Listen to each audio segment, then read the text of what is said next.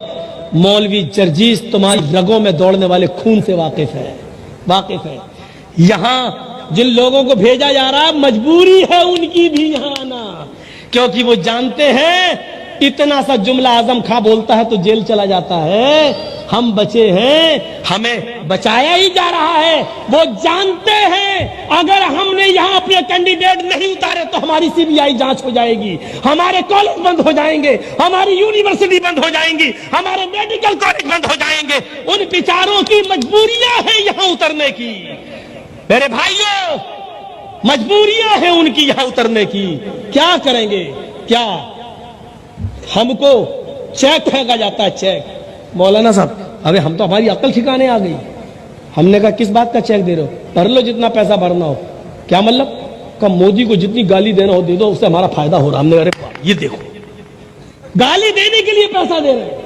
हमने कहा केस हुआ? बोले केस होने ही नहीं दूंगा मैं तुम्हारे ऊपर। ये कहा जा रहा है मुझसे, केस नहीं होने दी। अरे बात, ये हालात इस स्टेज पर पहुंच चुके हैं मेरे भाइयों। अब एक अंदाजा लगा सकते हैं आप, उत्तर प्रदेश में मुलायम सिंह की जब तक हुकूमत रही घुसने नहीं दिया गया, अखिलेश की हुकूमत जब तक रही घुसने नहीं दिया गया, मायावती की जब तक हुकूमत रही घुसने नहीं दिया गया, लेकिन योगी जी जैसे ही आए घुसने दिया जा रहा है। एंट्री हो रही है, आओ आओ जहां चाहो वहां बोलो। सिक्योरिटी जेट प्लस की सिक्योरिटी दी जा रही है।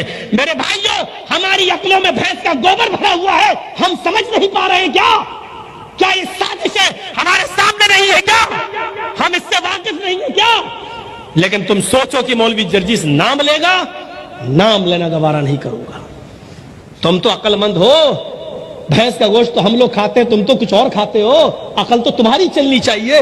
तुम्हारी अकलों में गोबर कब से भर गया है? ये साजिशें नहीं समझ पा रहे हो, प्लानिंग नहीं समझ पा रहे हो, मंसूबे नहीं समझ पा रहे हो।